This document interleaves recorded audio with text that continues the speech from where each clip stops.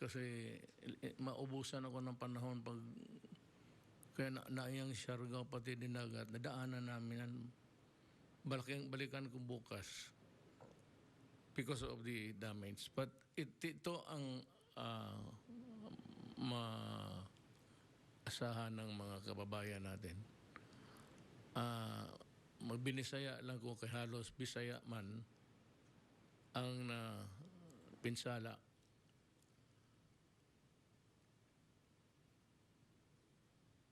By 2 days, when kan basta this week, madawat ninyo, mga nalang ko'y ginahuat nga kanang report sa damages na kinahanglan man gud na because dili ko makapirma og state of calamity o wala ng report kana ni Yusek Halad. So that is why I said I hurried him to do the work within 48 hours. I must have the report. Today is Tuesday, Wednesday, Thursday. Friday, lahat maano na. Maabot na sa inyo kay gipirmahan ako ang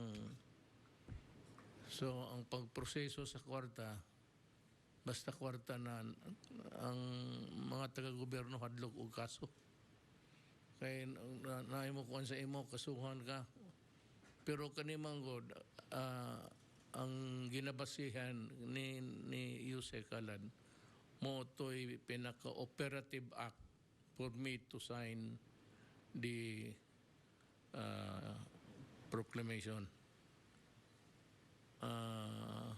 Appeal na po nga rin mga price control, musulod na tanang mga control sa gobyerno. Unya, makadali-dali dahil tao tabang ninyo. So, what lang ang mga local officials, naan lang yun, naan ang kwarta, pero ang papilis na lang si Yusek Halad ang gingnan ako he has 48 hours to do it. Kaya di man yun nato na we cannot have a true and accurate count of the damages suffered by the areas or the people. That is well nigh impossible to do. Walay or gigo by estimates. So, yun ako sa iya, unay huwato na, dili ta makatabang ang mga tao karon gahubo pa pa'y damit. So, anay yun ang gobyerno. This is how government works. Ever so slow. Kung mo na mag-cut ko corners, giingnan ako sila nga, imo ang preliminary report and the full report would come later. But we have to get hold of the money para ma-download ayaw na to. So I'm asking the local officials kung may mga resources pa kayong naiwan, pati yung mga munisipyo, if there's a calamity funds ninyo, pwede ninyong gamitin. Ngayon na, pagbigay na ninyo, total, if it's a money intended for another purpose, you can always replace it. I said, give me until or before. It's before or until Friday. Pwede na. Friday na I assure you that it will be given this week.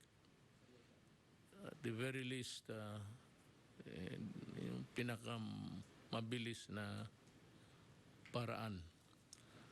So,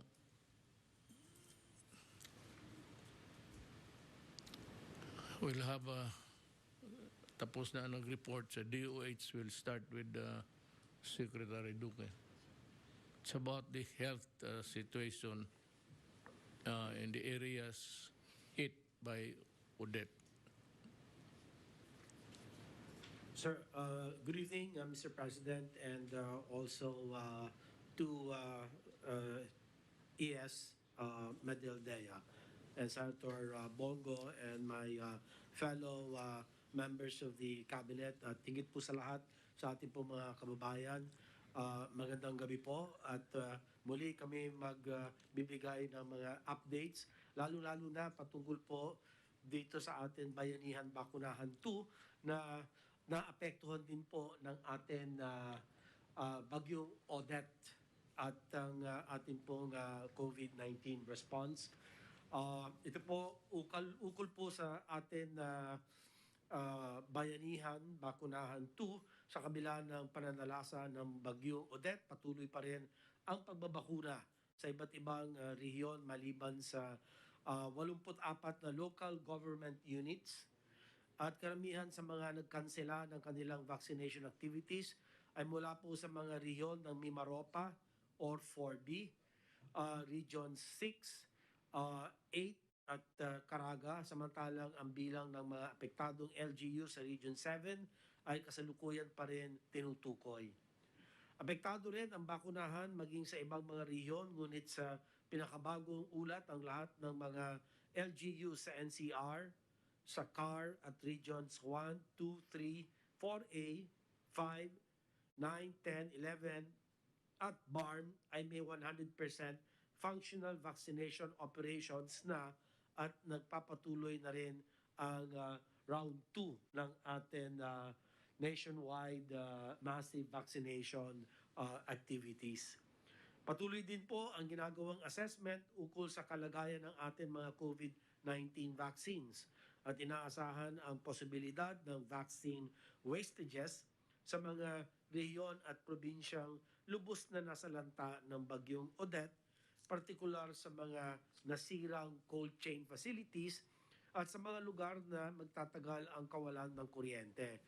Nagpapasalamat po kami kay Sec. Alcusi kasi talaga pong nagbigay siya ng pag-uutos na sa lalong madaling panahon ay maibalik ang supply ng kuryente. At base rin sa paunang ulat, meron na tayo mga 100 Pfizer vials sa Region 6 or Iloilo Province. Katumbas po nito 600 doses na hindi na magagamit. Ganun pa man, papalitan po kaagad ng kagawaran ng kalusugan ito pong mga na sirang mga bakuna. Pero kakaunti po ito, Mr. President.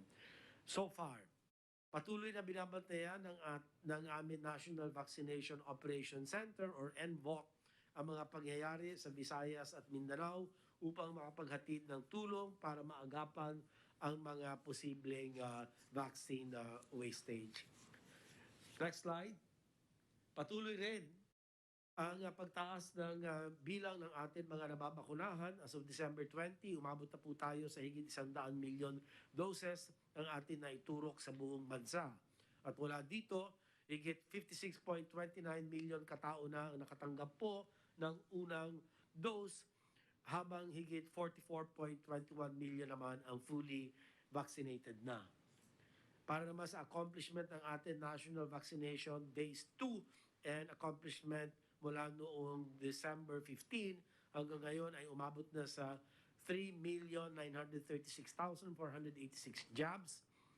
Lubos natin pinasasalamatan ang lahat ng ating po mga kababayan na nagpabakuna, ang ating po mga volunteers, mga vaccinators, ang mga local government units at mga iba pang health workers na patuloy na nakikiisa sa ating pong malawakan bakunahan na ito. Ang patuloy na malaking pagtaas ng ating vaccine coverage sa pamamagitan ng ating National Vaccination Days ay patunay ng ating tagumpay sa ating layunin na makamit ang ating 77 million target coverage. Hindi nagtatapos sa Bayanihan Bakunahan 2 ang ating paghihikayat sa lahat ng hindi pa nabakunahan na mag-register na sa inyong lokal na pamahalaan upang mabigyan proteksyon ang inyong mga sarili at pati na rin ang inyong mga mahal sa buhay. Next slide. Dumako naman po tayo sa atin lingguhan COVID-19 updates at ngayon ika-21 ng Disyembre ay nakapagtala tayo ng karagdagan 168 na bagong kaso. Mr. President, Ito na po ang pinakamababang atin na italang karagdagan kaso sa isang araw nito pong taon 2021. At sa 168 na naidagdag sa ating mga kaso, 47 ay mula sa NCR, 29 sa Region 4A, 16 sa Region 6, 13 sa Region 3, 9 sa Region 3 or 11 at 54 sa natitirang mga rehiyon. Para naman sa ating mga aktibong kaso, ang bilang ngayon na araw ay nasa 9,384 o sa mababang 0.33% ng ating mga kabuuan kaso.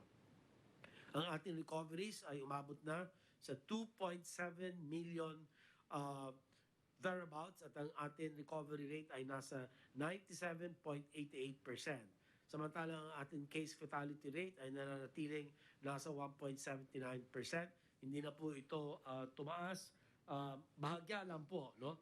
Ang atin pagtaas, nagkaroon po tayo ng karagdagan 10 mga pumanaw at ang ating pong positivity rate naman ay kasalukuyan nasa 0.9% nitong December 13 to 19, mas mababa kumpara sa 1.3% na naitala noong Disyembre 6 hanggang sa 12. At nakakita rin tayo ng pagbaba ng demand for testing at daily RT-PCR testing output na kasalukuyang nasa 33,059 tests kada araw.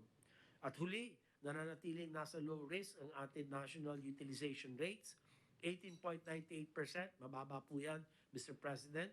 Talagang low risk para sa bed utilization rate. 21.47% para naman po sa ICU beds. At 11.26 naman para sa mechanical ventilators. At lahat po ito nagpapakita na talagang malaki po ang ibinaba o ibinagsak ng ating pong COVID cases. So ang bilang pagbubuod, Mr. President, next slide. Patuloy namin sinusubaybayan ang mga ganap sa Visayas at Mindanao upang makapaghatid ng mga kinakailangan tulong at serbisyong pangkalusugan para sa mga nasalanta ng bagyong Odette. Patuloy din po ang pag-assess ng mga nasirang mga healthcare facilities, ang mga ospital, ang mga temporary treatment and monitoring facilities, at inaalam pa po kung magkano ang halaga nito. At sinabihan ko na po ang lahat ng mga regional directors ng naapektuhan na mga rehiyon at mga lugar na gamitin sa lalong madaling panahon ang kanilang quick response funds. At ako po ay nakiusap na rin sa DBM upang i-augment yung pong quick response funds kung sakasakaling ito po ay maubos na. Pangalawa po, sa kabila ng isa na namin naman na sakuna, ang patuloy na pagsisikap ng ating vaccination teams sa pamumuno ng ating National Vaccination Operation Center ay nagresulta sa pagtaas ng ating coverage. Muli, hinihikayat namin ang lahat ng mga hindi pa nakapag-umpisa o nakukumpleto ang kanilang primary series na magpabakuna na sa lalong madaling panahon. At hinihikayat rin namin na magpa-booster ang ating mga eligible populations. Ngayon pong araw, pinirmahan na ng FDA ang panibagong amendment doon po sa emergency use authorization ng mga bakuna. Mr. President, yung 6-month interval between the second dose and the booster dose, pinaiksi na po ito for 3 months na lang. So mas mabilis po tayo makapagbigay ng booster doses gamit po ang ating mga bakuna. At panghuli po, sa patuloy na pagbaba ng ating mga kaso, patuloy rin naman ang aming panawagan sa mga lokal na pamahalaan ay pagpatuloy ang pagsasagawa ng prevention, detection, isolation, treatment, reintegration, and vaccination strategy at ang publiko na sumunod sa minimum public health standards upang mas lalong bumaba ang ating pong mga kaso. So ito na lang po ang ang huling bahagi ng aking pong ulat at handa na po akong sumagot sa inyo po mga katanungan. Salamat po, Mr. President. Salamat, Secretary Duque. I would like to hear the report of Secretary Galvez on the updates of the national vaccination program. Mr. President, Executive Secretary Meldelia, Senator Bongo, fellow cabinet members, mga kababayan ko po. Magre-report po ako sa ating update sa National Vaccination Program. Ang report po natin ay yung mga current situation that greatly improved. Next.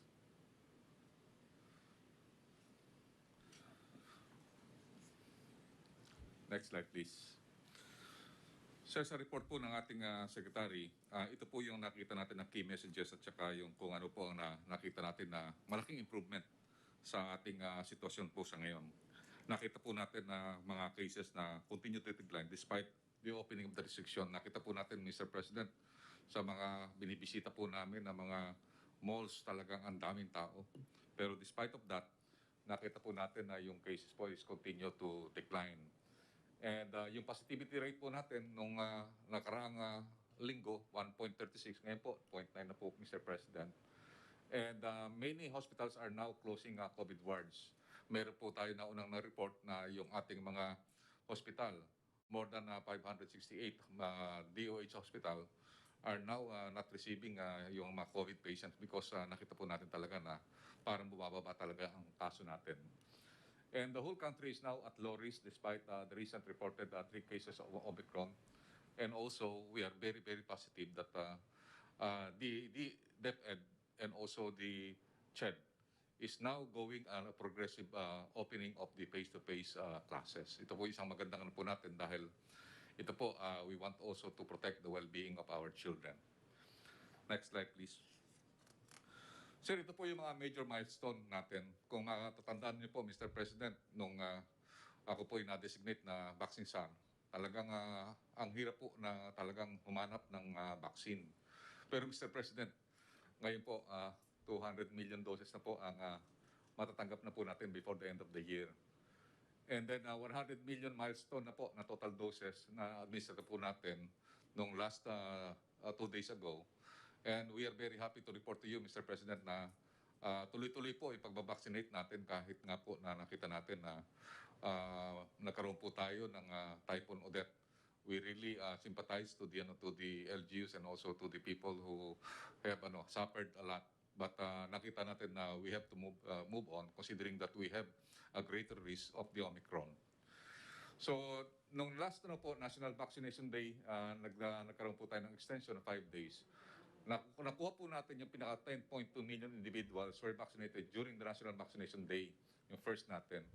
And last November, we were able to vaccinate 27 million individuals.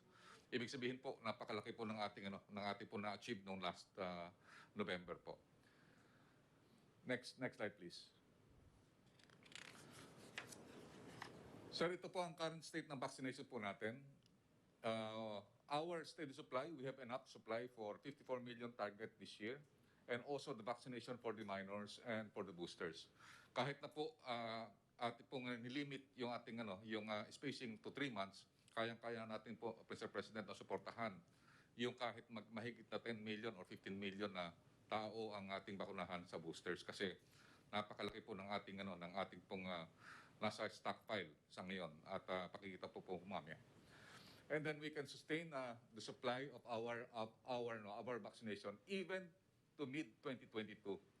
And then last Thursday, nag-meeting po kami ni Sec Duque at saka ng DOF negotiating team at napagkasundoan na lang namin po doon na 70 million na lang po bibili natin instead of 90 million dahil kasi nakita natin marami po talagang donation ang binigay ng COVAX. At nakita po namin na ito po ang nakita ng Presidente na ang COVAX ay nag-donate ng more than 63.2 million plus may coming po na 10.2 million galing po sa US. Magdo-donate po sila ng another 10 million Pfizer at dumating nga po kahapon at ngayon yung initial na 3.4 million na Pfizer na tinanggap ko po at nandun nga po yung mismong CDA ng US. At yung another more or less 6.8 darating po next year. Next slide, please. Next slide, please. Kung titingnan po natin, sir, Mr. President, ito na po yung natanggap po natin na total vaccines ngayong araw. At makikita po natin ang COVAX ay meron po tayong almost 60 million na natanggap at meron pong mga bilateral na donate ng ibang mga bansa na kung titingnan po natin more or less 70 million na po ang na-donate ng COVAX at saka mga bilateral partners po natin. Ang karamihan po na nag-donate, Mr. President, ay ang US. Ang Netherlands po, nag-donate po ng at saka yung EU, nag-donate po ng Janssen na single dose.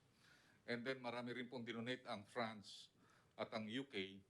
And then also pati yung Syria, ang Poland at ang Germany at ang ibang country, ang China. Ang China nag-donate na po ng another 2 million at nag-donate rin po yung other countries. Nakita po natin na talagang naging snowball po yung donations ng COVAX at saka sa EU. Sa ngayon po, meron na po tayong 90 million na nasa stockpile po natin. Ito, nasa po natin ito sa warehouses po natin at sa LGU. Meron pa po tayong padating na 15 million. So ito po, lahat halos magkakaroon po tayo. Just in case na mapuno po ito, dumating po yung 15 million, ay mahigit na 207 million po ang magiging marireceive po natin ngayong year. So dito po yung calibration po nito, nagawa po natin ito. Yung ginagawa po natin na nag-house to house vaccination, ginawa na rin po natin yung protecting yung vaccinated, yung opening of the schools, at saka yung protecting our economy, yung tatawag na ito, focus and expand, and then also yung achieve safe Christmas and national election. Lahat po nito na mga tasking na ito, nagawa na po natin ito. At next slide please. Ito po yung mga talagang focus po natin, strategy for 2020 vaccination program. Number one is to achieve the remaining milestone of 77 million, 90 million, and then total population by next year. And then we will vaccinate the vaccinated by having yung tinatawag nating barangay to barangay at saka yung house to house. Kanina po, nakita po namin doon sa very effective talaga po yung barangay to barangay. Ang ginawa po ng Gensan, 26 barangay, 26 rin ang vaccination site nila at meron pa po sila ng mga mobile vaccination site at meron din po silang 3 vaccination site. Nakita po namin kanina yung Barangay Fatima, Mr. President, talagang dinumog po ng mga tao yung vaccination sa Barangay Fatima. At ang maganda po talaga, matama po yung sinasabi ni Sec. Anyo, na dapat i-empower natin ng barangay. So ang ginawa po ng barangay, kinutahan niya yung SK chairman, kinutahan niya yung mga purok leaders niya, kinutahan niya po for example 50 person a day. So kung kukotahan po niya lahat yun, 2,000 lahat po every day ang pumupunta po doon. At nakita po namin ni Sec. Anyo at ni Sec. Duque, ang daming tao po doon sa barangay sports center. At yun po ang nakita namin na baka gawin po ni Sec. Anyo, gagawa po siya ng memorandum na magkakaroon na po ng barangay to barangay at saka yung house to house vaccination site. Kasi kung gagawin po natin sa malls lang po ang vaccination site, minsan po hindi po makapunta yung mga tao doon sa malls. So kailangan talaga ibaba po sa barangay ang ating mga vaccination site. And then also ang gagawin po natin is we will further protect the vaccinated by providing boosters, yung tinatawag nating 3-month spacing. Ito na-aproban na po na ito ng DOH at ng FDA, and we will execute it immediately. And then ito po, we will also protect our children to face-to-face classes by also vaccinating those below 5 to 11.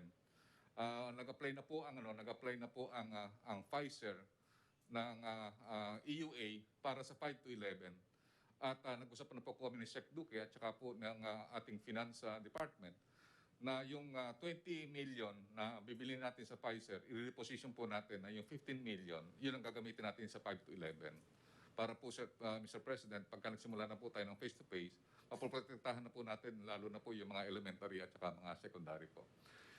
And then also to protect our frontliners, ito po ginagawa natin, binubooster na po natin healthcare workers, pati yung economic frontliners at saka government employees, magsisimula na po tayo ng boostering.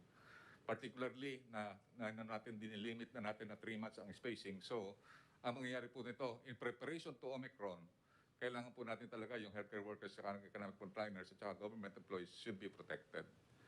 Next slide, please. Sir, ito po yung marami pong nangyayari ngayon sa New York. mukhang ano po, dapat po hindi po tayo magkumpiyansa po sa sa Omicron. Kasi nagdo-doubling ano po sila. Meron pong isa kaming nandiyan po ngayon sa hotel, nagsabi siya, nanggaling siya sa New York. Nagulat po siya talagang ang doubling time napakabilis. Meaning, nung isang araw, ni-report 10,000, ngayon 25,000 na po. So, nakikita po natin, kailangan po natin talaga, ang ating key messages is do not underestimate Omicron. So, ang ano po natin, one message is preparation is very key. So, we have to revisit yung national government and LGU playbook. Nakita natin na defeat po natin ang Delta. Kailangan tingnan natin kung ano yung nagawa natin na maganda para at least mapaganda po natin ang Omicron. And then also, we sustained the incident border control. We would like to congratulate yung BOQ at saka yung ating one-stop shop. Dahil sa ngayon, sir, talagang napapangalagaan niya yung ating protection. Katulad ng ginawa nila, na na-delay po nila yung Delta.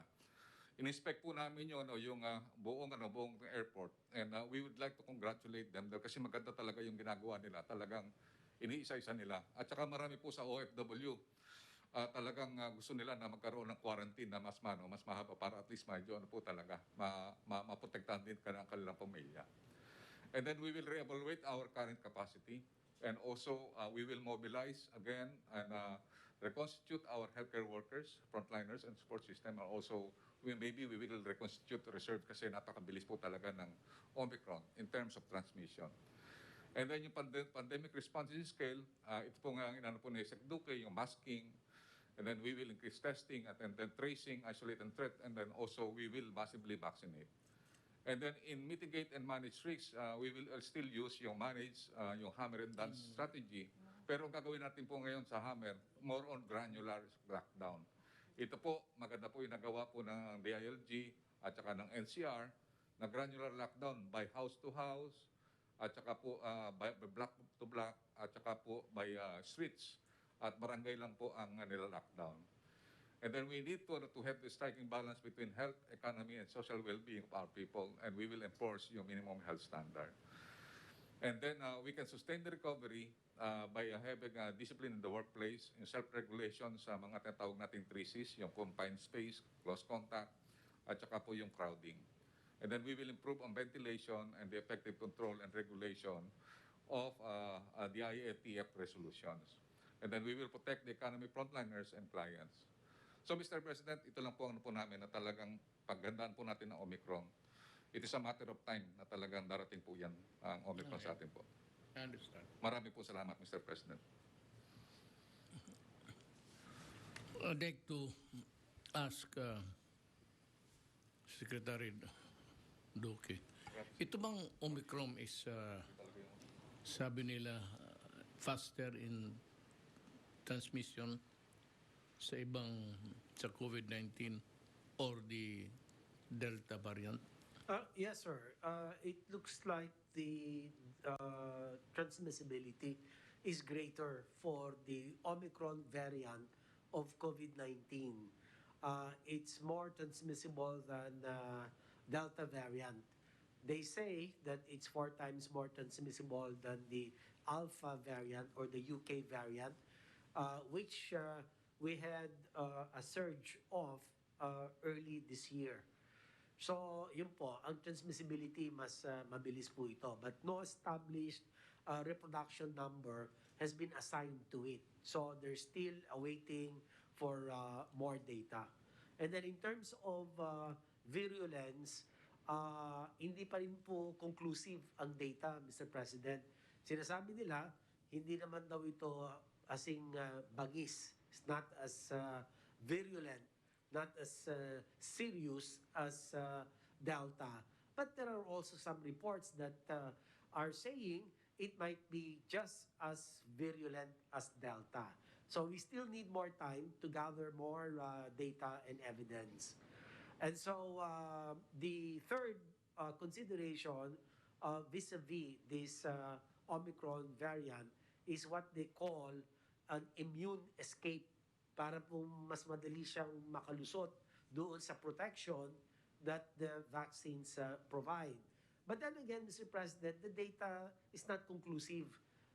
So they're still awaiting reports from the ground, reports from the studies that are currently being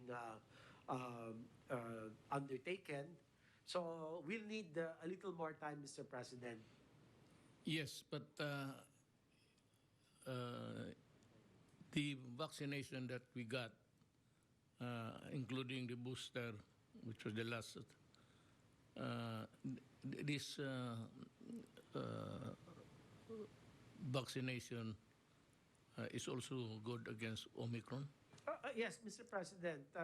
I think there are studies to show that the effectiveness of the vaccines and those who have received booster doses looks like 50 to 80% pa rin ang kanyang effectiveness, especially against severe and critical COVID infection. And so we cross our fingers that more studies will support this. Now, it would be natural for the countries already hit, such as the United Kingdom and the peripheral countries around that area. Napag-aralan na, have you reached out to them to furnish us also what's their findings about Omicron? Oh, yes, Mr. President. Definitely, our experts are really monitoring the situation through the World Health Organization, because the WHO is able to collate all the information coming from the different countries where Omicron variants have been reported, sir. So France, Italy, Germany, Greece, UK, Netherlands, and many other countries. So that's why from that information, we were able to receive the doubling time of the Omicron variant is somewhere between 1.3 to about 2.6 days doubling time, which again reflects the greater transmissibility of this variant, which is a cause for concern. But I think, Mr. President, the compliance to minimum public health standards, ito pong masking, hugas, iwas, ay, as we have proven them, very effective against alpha, against beta, against gamma, against delta. And so I think we have strong reason to believe that our compliance, and thanks to our people, because a great majority of them follow the minimum public health standards, and this should still prove effective against transmission of variants like Omicron. Well, as everybody is saying, Omicron will arrive the Philippines sooner or later. That we cannot really prevent it totally, because we have to move. We have to move, and people come in and out in our country for the tourists and for the non-residents, but also our returning OFWs. That is why, Mr. President, our border controls have been heightened. And that is why we were able to catch 3. We already have imported Omicron cases in the country. But the strict adherence or compliance to our quarantine and testing protocols have so far prevented the entry of the Omicron variant into the communities, Mr. President. But we already have, as of today, 3 imported cases of Omicron variants. Figures are correct, because there are so many arrivals into the Philippines, into our country. And as I said, for as long as the world moves, people move around, and somehow individuals who have had already the infection magdating dito, they come and will contaminate us eventually. So that is why we said we can say that na hindi tayo tatamaan yan. Tatamaan tayo kasi I said for as long as we accept people from the outside, and especially those countries suspected of being hit already, we do not have an accurate count and figures to really say with certainty that okay tayo. Ang ano ko lang is kung it would be as bad as the previous viruses already nandito, medyo natatakot lang ako. You know, somehow kinakabahan ako kasi let me be frank to the public, depleted na yung pera talaga ng Pilipinas. Even coping up with the growing expenses for the typhoon victims, ano namin, niwalis nga kung ano pang matira. Ubusin na lang and we might get more funds pagpatong ng, sabi ni Bingbong, pagpatong ng 2022, may alibyo na tayo.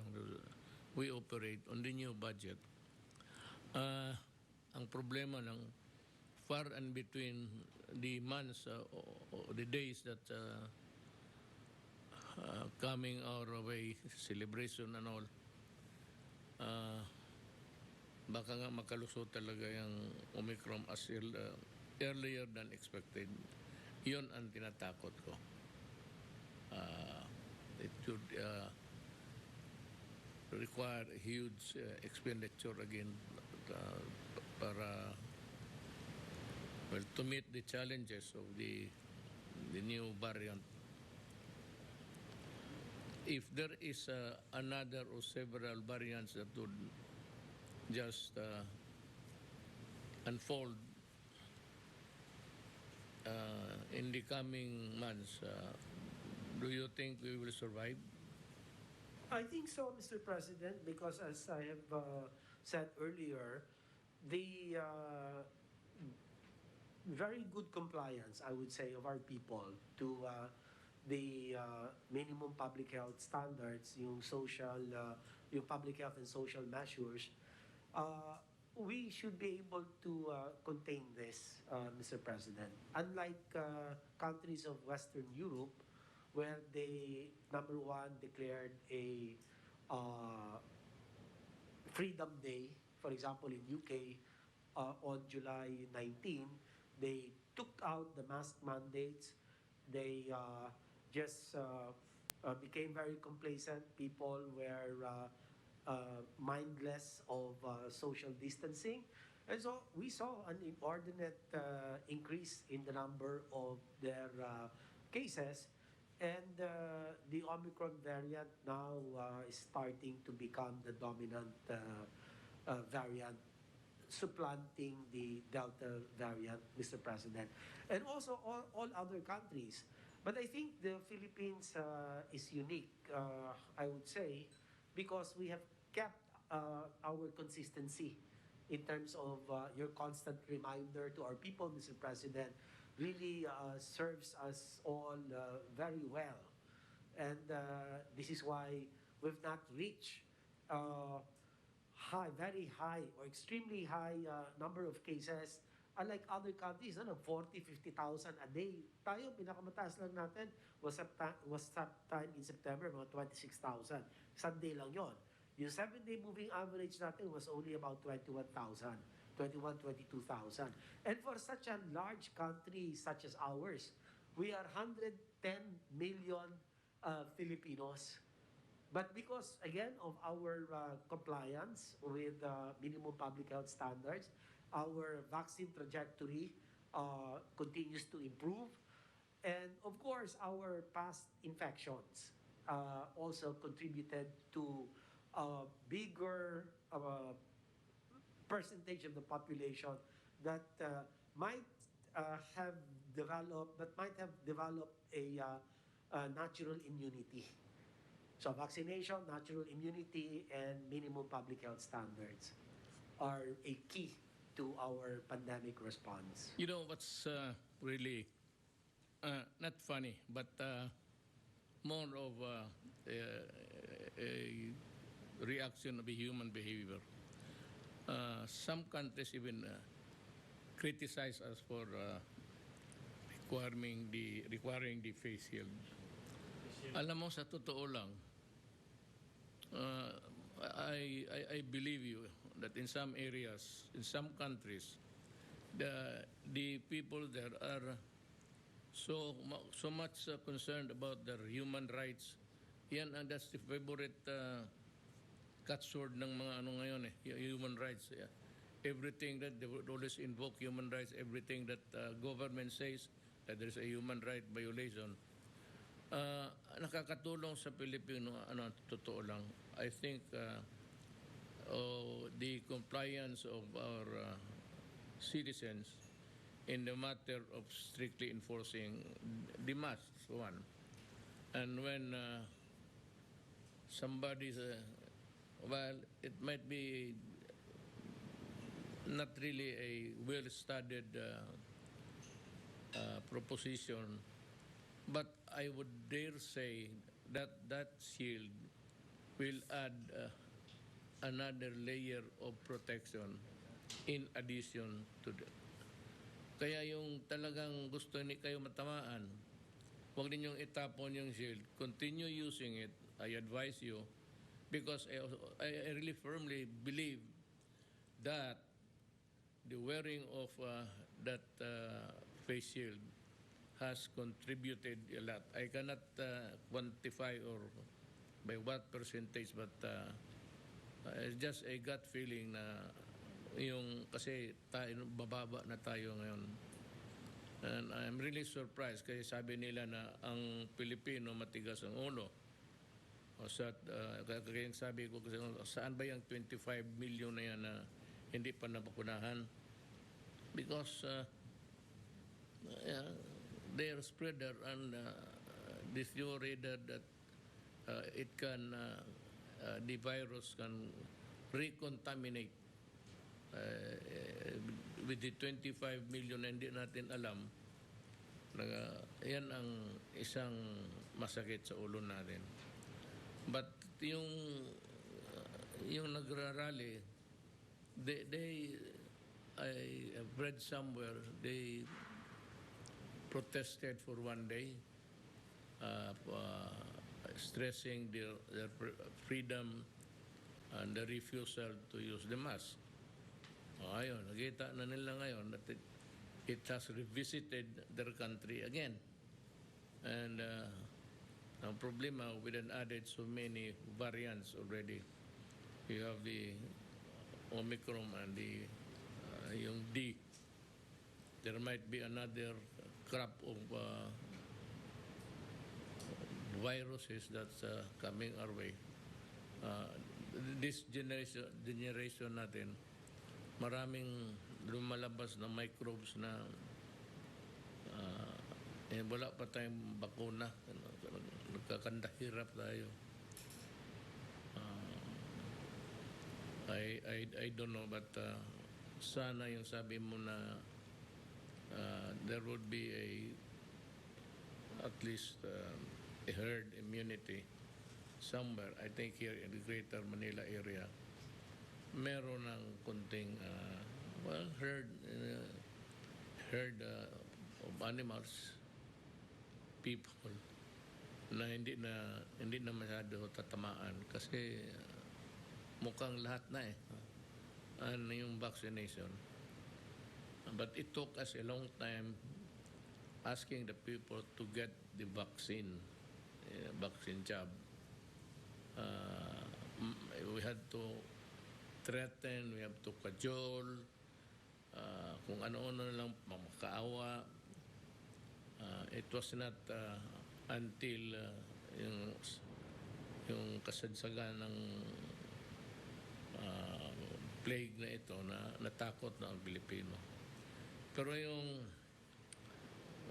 mayroong doktor ayaw magpabakuna eh. So, yung mga ibang mga religious ayaw rin.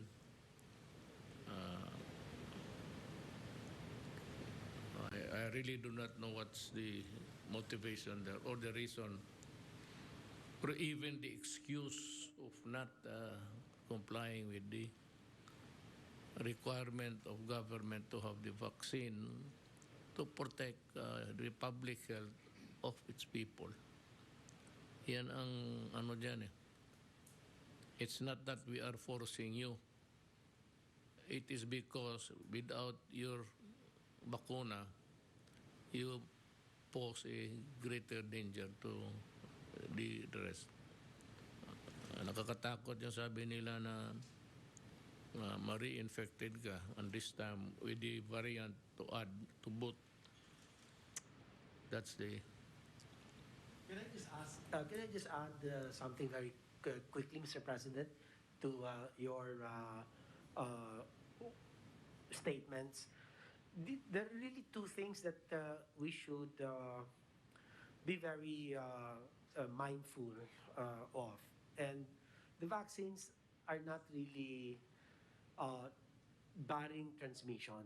That's why you have breakthrough infection despite people being vaccinated. And having said that, Mr. President, we have heard from the WHO about 2 weeks ago that the current crop of vaccines can cut transmission with Delta to about 40%.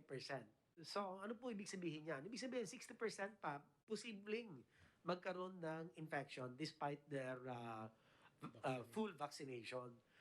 In fact, doon sa Alpha variant, yung kanilang, they were able to cut transmission with the Alpha variant, 60%. Pero bumagsak yun eh. Yung ability to cut the transmission, bumagsak ng 40% with Delta.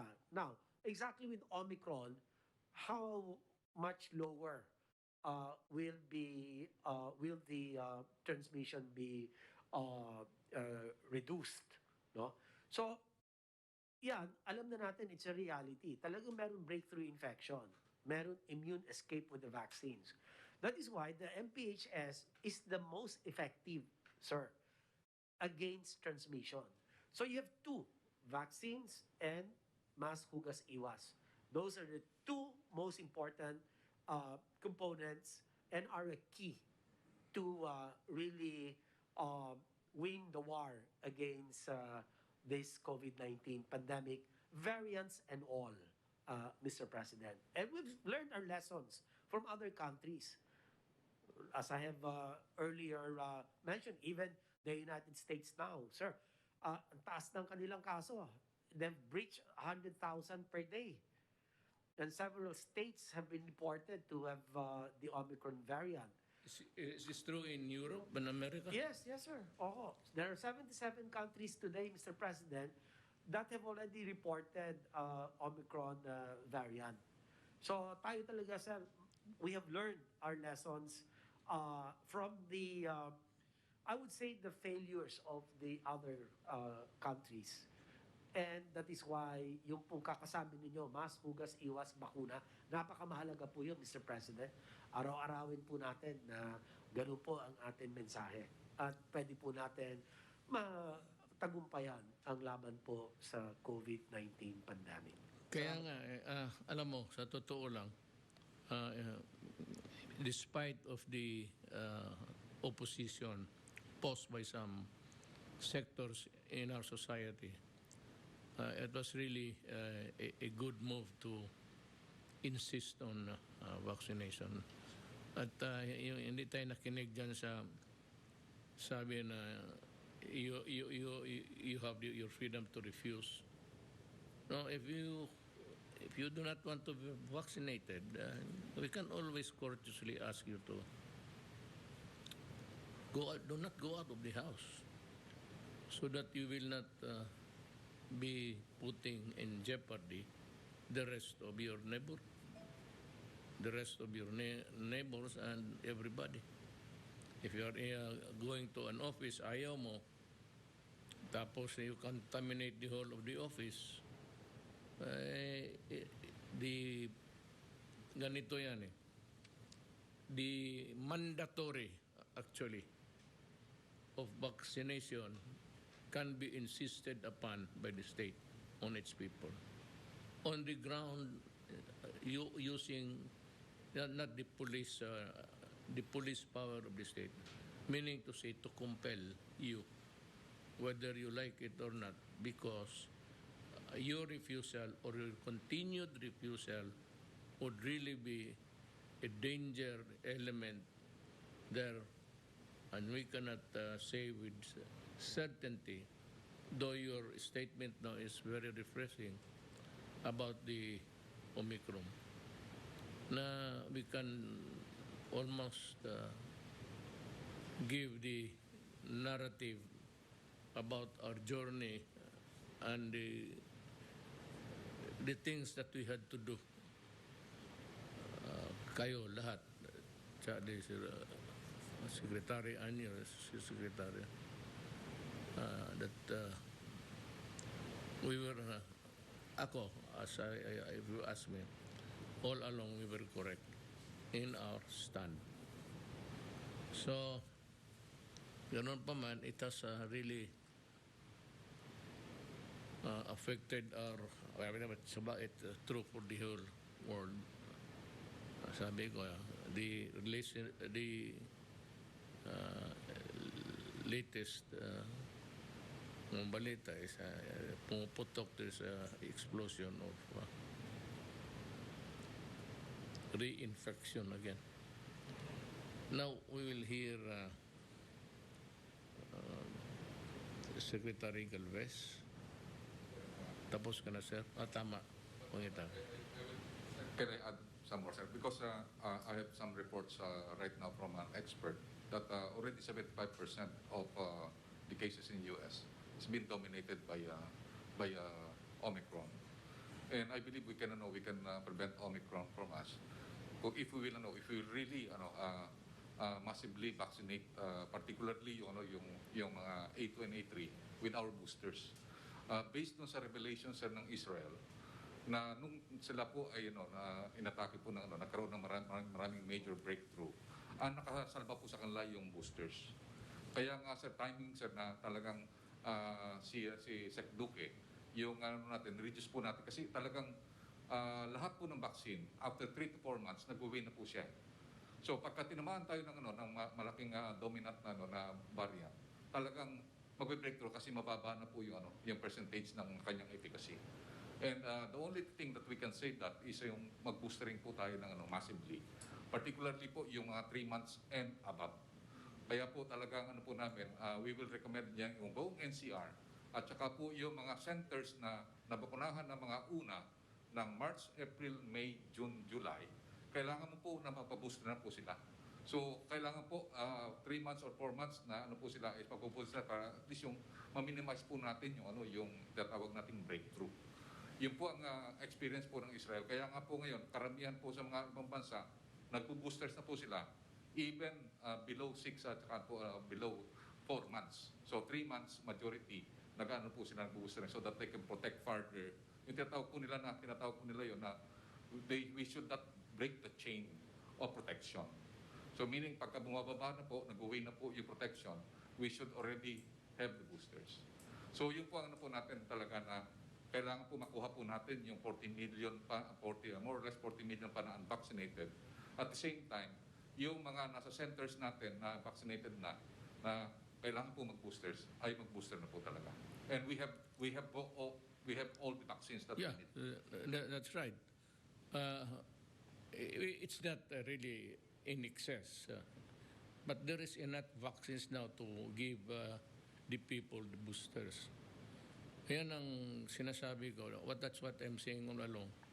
Take advantage now of the situation where we have available, not as said in excess, barely enough, but we can start with the boosters because it would make your immune system or the antibodies may be generated stronger because over time it would really overwhelm the virus. So, nandito na tayo kay Secretary Anyo, DILG. Magandang gabi po, Mr. President. Please put my slide.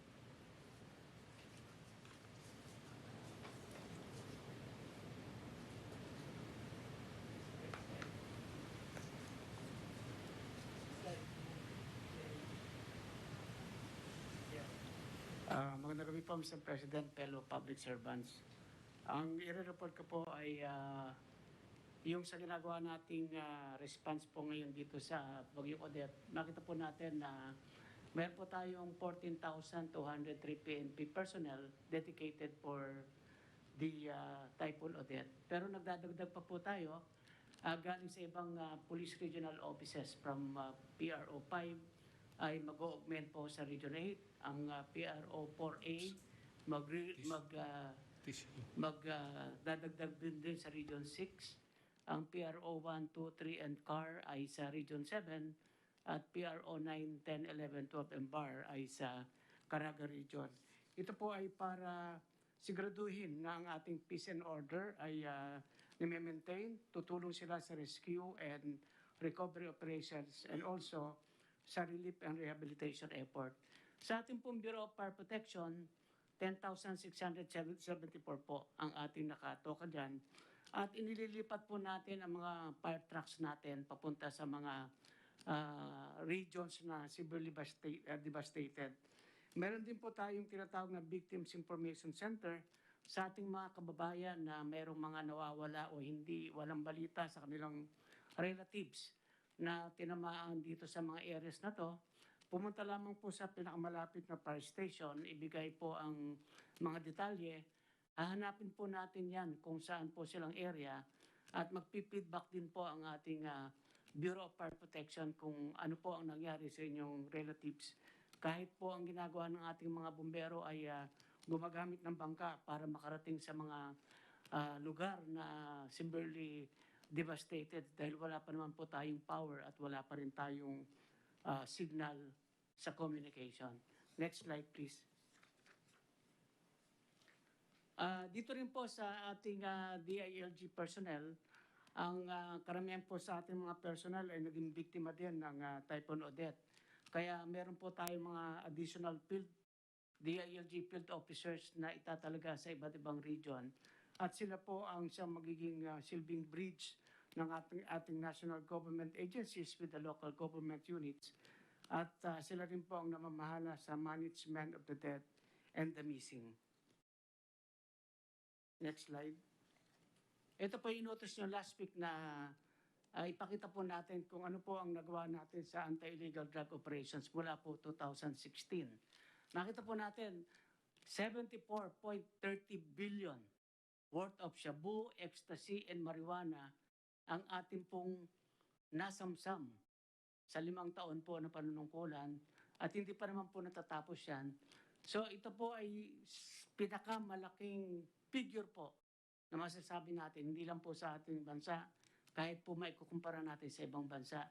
At makita po natin ay total of 9,755 kilograms or 9.7 tons of shabu, cocaine, ecstasy, marijuana.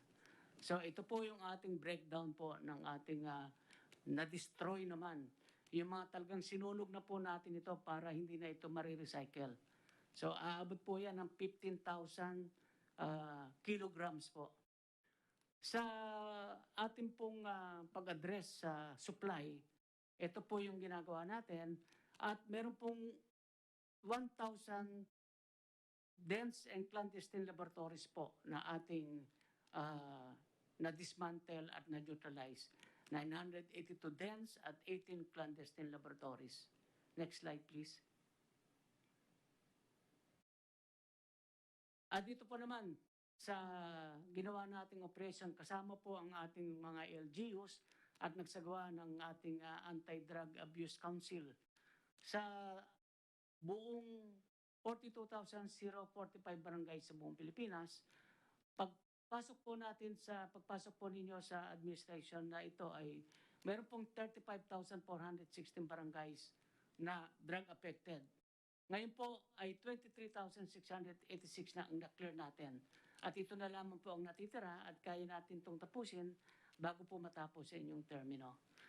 All in all po ay nakapag-conduct tayo ng 221,657 anti-illegal drug operations. Ang nahuli po natin ay 319,229. 13,996 po yung tinatawag nating high-value targets. Meron pong foreign nationals, may elected officials, may uniformed personnel, may government employees. So lahat po yan ay ang mga tinatawag nating high-value targets, hindi po mga ordinaryong drug pusher lamang.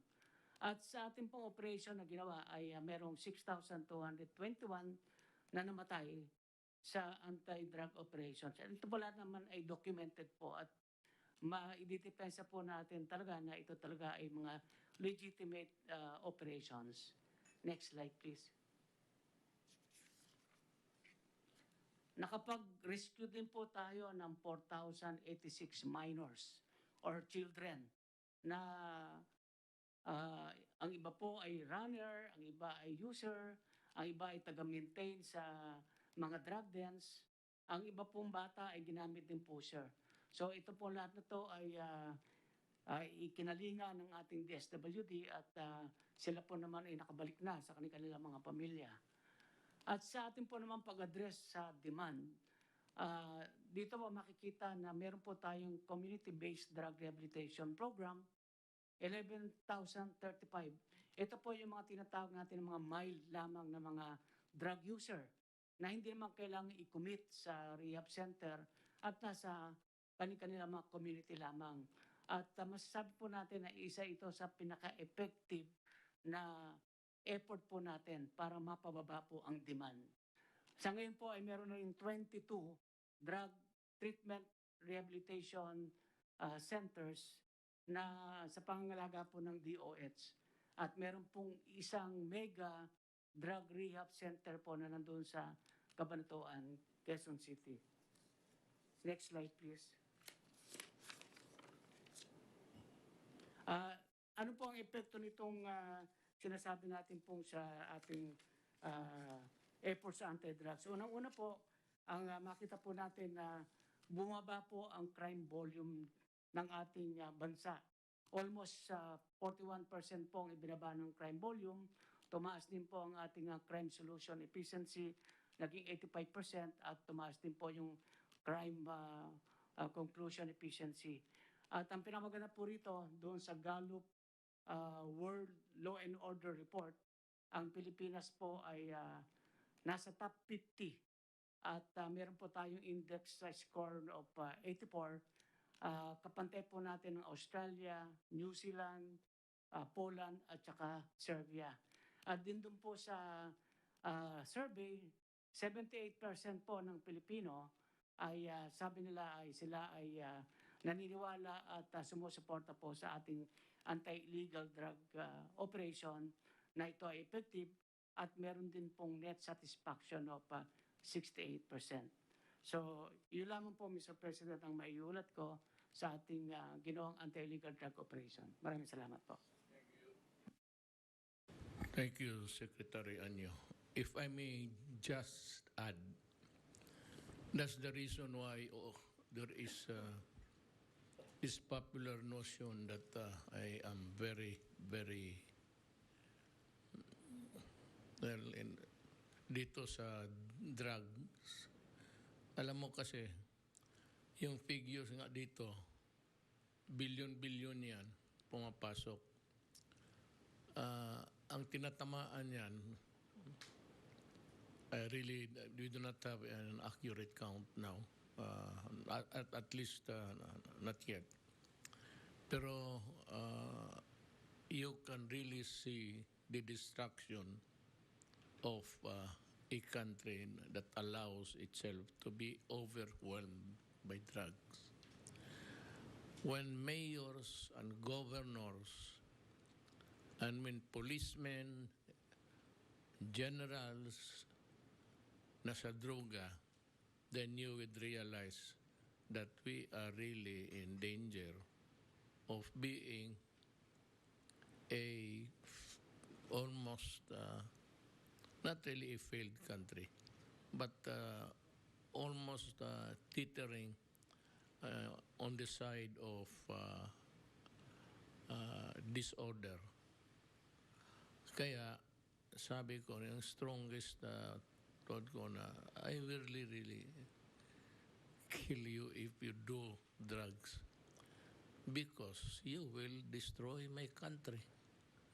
And if I destroy you, then I protect my country. And if I protect my country, the people will be happy.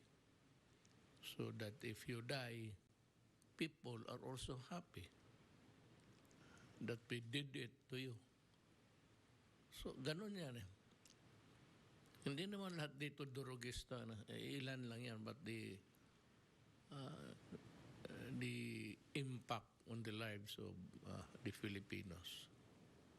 And sabi ko, may favorite, hindi naman is kung ano yung sakripisyo ng mga Pilipino sa labas ng bansa. Even under the threat of being raped in some Arab tribes. Tapos they just endure to earn money so that they can send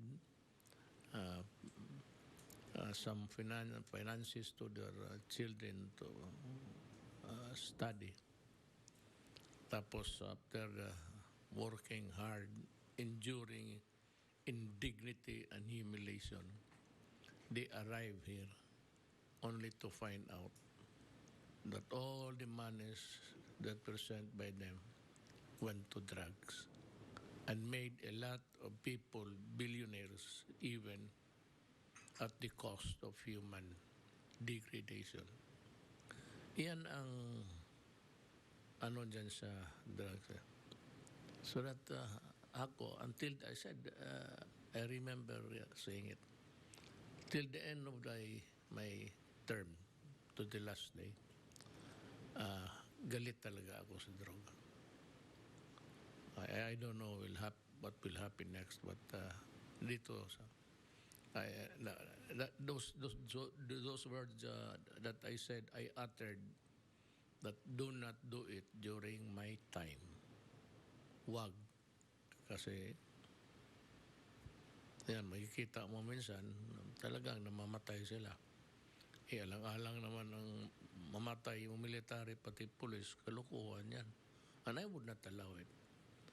I will defend them for as long as there is a violent resistance placing the life of the law enforcer. Then they have that duty to defend themselves and defend others, strangers, if there is really a ground for a killing such drug lords. Yan ang maganda. Ako, paborito ko yung mga drug lords. Sige lang. You continue with your trade and we continue with our campaign, and I will say that I am doing it for my country. I am not doing it for myself. I do not gain anything at all, except perhaps tuloy ilagay ko sa delikado ang buhay ko once I retire, I lose the protection of so many security. But I said, I am ready to, just like the drug lord, I am also ready to die, but I die for my country. The drug lord will do it. He wants to die because he wants to fill his pocket with money. Yan ang diferensya natin dyan. I am doing it not for me. Ako pa ang nalagay sa alanganin ngayon. I'm doing it because I have to protect the Filipino people. We come to Secretary Lorenzana. Well, you have a report. May gabi, Emil. O may gabi, mga kauban. Ang akong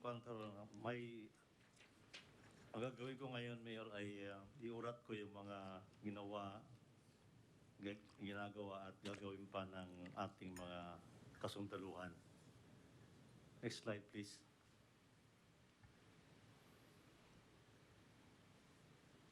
Nung nag-umpisa yung Mayor, yung mga sundalo mag-deploy ng assets nung the day after nung ng Bagyo. Itong aeroplano ito, yung Navy Islander ito, at saka ito yung Black Hawk natin. Black Hawk, no? Para lang tingnan kung yung mga nangyayari sa paligid, kung ano yung kanilang tawag doon, Mayor, Rapid Damage Assessment and Needs Analysis. Siargao, Dinagat, saka Surigao City. December 18, nag-employ na tayo ng isang C-295 at saka isang mga aeroplano po ito, fixed wing, at nakadeploy sila to bring relief goods to Siargao. 19, isang C-130 at saka isang S-70I, ito yung Black Hawk. Dineploy din natin sa Surigao at sa Siargao para mag-transport ng relief goods from Surigao City to Siargao. Itong BRP ang Pangulo ay kinonvert sa floating hospital at nagsimula ng pumunta dun sa Siargao. Next slide, please. Ito yung mga December 20, itong tatlong barko na ito ang nag-transport ng mga medicine, relief goods, medicine to Surigao City, Siargao, and Cebu. Itong aeroplano naman ito, maliit na aeroplano, ay nag-transport din ng cargos, at saka si Secretary Andanar, at saka yung mga stranded, locally stranded individuals. At saka nag-transport din ito ng itong VSAT, ito yung communications equipment para makapagkaroon ng contact yung mga tao doon sa Siargao. Generator set for Westcom. 1 to C-295, ito yung aeroplano nag-transport ng assorted goods, ng relief goods to Cebuan, Panglao. 1 C-130, Tacloban, punta naman siya nagdala ng mga equipment sa Cebu at Tacloban. Ito yung F-27 transport plane ng Air Force na nag-transport ng Cabinet Secretary sa Bacolod nung dumalo po kayo doon. Next slide. December 21 kahapon, ang C-130 naman nag-transport ng mobile water treatment plant to Cebu. Dalawang mission, nagbalik-balik siya. Ito naman yung ating malalaking barko ay nagdala rin ng mga assorted relief goods, mobile water treatment plant, family tents, to Surigao, to Dinagat Island, Cebu, and Bohol. Meron po tayong 10 air assets na nagdala ng 87,000 pounds to the devastated area by the Philippine Air Force. And 6 naval assets, 258 tons naman ang dinala nila doon sa area. Next slide, please. Ito yung mga taong nasa baba, Mayor, meron tayong search and rescue teams na deploy na yung 86, meron pa tayong available na 677 kung saan sila kakailanganin. land assets, ito yung mga sakyan natin, trucks, 6x6. 88 na yung nakadeploy, meron pa tayong 821 na pwede nating itapon kung kailangan natin pang sasakyan doon. Water assets, ito na yung mga boats, numerous na boats, and other ships. Hindi po ito yung malalaki. Yung air assets, 19 lahat. This is combination of helicopters, C-130, C-295, saka N-212. Ito ang number ng mga assets ng aircraft sa mga commands natin, area commands. Sa Estmincom, 4 na Black Hawk, 2 Bell 412. Biscom naman, merong 7 Black Hawks, 1 Huey, 1 Bell 412 at saka 1 Nomad. Westcom, 1 Nomad, saka Philippine Navy Islander. Ito po yung mga rescue na ginagawa ng ating mga sundalo. Next slide, please. Other updates, utilization of 6 UH-1H helicopters. Ito po yung mga matandaan po niyo, Mayor, nag-grounded ito na bumagsak yung isang Huey dyan sa Bukidnon. Pero ngayon ay naayos na yon na na-inspect na nila, pwede na. Completion ng rapid disaster assessment through concerned unified commands. Ito po yung gagawin ng mga unified commands para tulungan yung OCD makapag-submit ng report sa Friday na request nyo. Ito namang barko na to ng Navy ay underway to Westcom para tulungan din yung mga tao doon sa magdala ng mga HADR sa Palawan. Itong LD-601, ito yung I think the Baudel Shore. Naglo-load siya ng relief goods ngayon sa Pier 13 to be brought to either Cebu, Bohol, or Siargao. Itong barko na ito naman ay tumatanggap din ng relief goods, nasa Sanglip Point siya at pupunta rin po dito sa Mindanao at sa Visayas. Nag-establish naman ng military ng tactical command post sa Dinagat at Siargao Islands. So may contact na kami sa kanila para nalalaman natin kung ano nangyayari doon. Ito naman yung communication center na nagko-coordinate with NRIMC in facilitating donations. Kung meron po tayong mga donations na darating, sila po yung nagkamahawak. Nag-deploy naman tayo ng Marine Amphibious Ready Unit or MARO to augment HADR for Viscom and assist other functions as may be necessary. Tungkol po sa donation, ako po ay tinawagan kanina ng hapon, kanina umaga, ng 3 ambassadors. Ambassador from yung China, France, at saka Taiwan. Ang gusto po ng Taiwan ambassador ay magdala ng mga relief goods pero gagamitin nila yung kanilang eroplano. So humihingi sila ng pahintulot na madala nila yung eroplano nila rito. Yung Israel naman ay bukas ay dadalhin na yung mga donations nila sa Cebu at saka Bohol. Sa susunod na araw naman sa Surigao. Next slide, please. Ito pa yung mga larawan ng ating yung barko nating is LC-298, bound for Siargao. Ito yung BRP ang Pangulo na kinonvert na natin ng hospital. Saka may dala rin silang mga goods, relief goods. Ito yung itong communications equipment ito, Mayor, na sinasakay natin sa C-130 para dalhin dito sa Surigao. Ito naman yung VSAT at saka generator set na dadalhin sa Cebu para magkaroon ng communications. Next slide.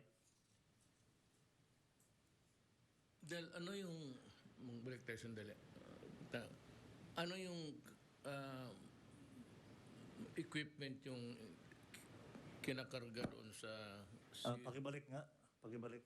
Previous. Can we go back to Ito, Mayor. Yeah. Ito yung ang tawag nila is communications, control. 3 C po yan 3 C. 3 C's yan Command, Control, and Communication. Nagagamitin ng headquarters para ma-monitor yung ginagawa sa mga tao sa baba. Meron silang control. Sinasakay po yan sa, ano, sa C-130. Parang nila, tinala nila sa Cebu. Kung maalala niyo po, walang ano doon eh, wala nang mga signals, nawala ng kuryente, hindi na pwede yung mga telcos. So, kailangan natin ito.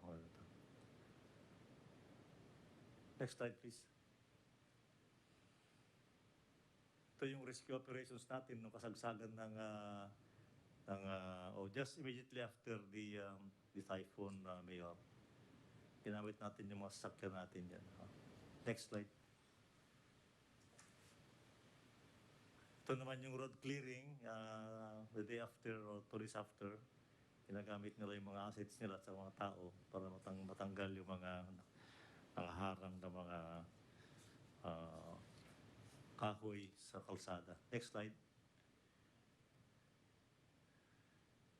Ito yung ating operations ng distribution ng relief goods, Mayor, sa mga evacuation centers. Next slide.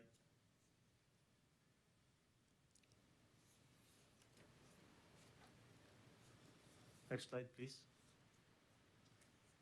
I think that's the last slide, Mr. President. That's all. Thank you. Thank you, Secretary Lorenzana.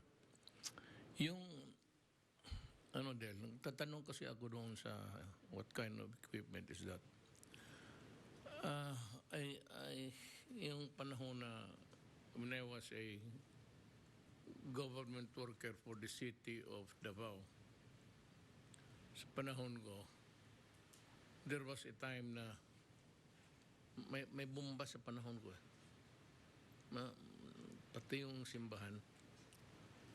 So, at that time, people were supporting lahat, pati police.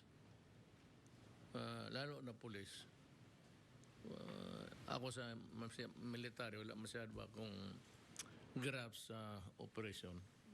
Mga kababayan ko, hanggang dito lang tayo sa mga report natin kasi we have to validate by tomorrow and the day after. What I can promise you is that I said on or before Friday, the money will be downloaded. Hindi ito yung contingent fund, hindi ito calamity. This is the money nakukuha ko from my office. Meron man ng each and every kaya ng DSWD, meron na silang pera para sa mga sitwasyon na ito. Each and every department ng gobyerno, meron talaga silang component for this kind of emergencies and whatever calamity that might come our way. Itong akin, nag-script lang ako para may ibigay ako so that it will be immediately given to the people. The other, matagalan pa eh. So that's why I'm hurrying up General Halad so that by at least the day after tomorrow, we will be able to distribute. Ang akin lang is do it faster. I will be asking the people, both of the national offices or the local, kung ma-download sa inyo na pakibilisan lang. I said on or before Friday, I will be downloading the money to you. Para sa tao ito. Lahat. Up to the last centavo para sa tao ito. Salamat.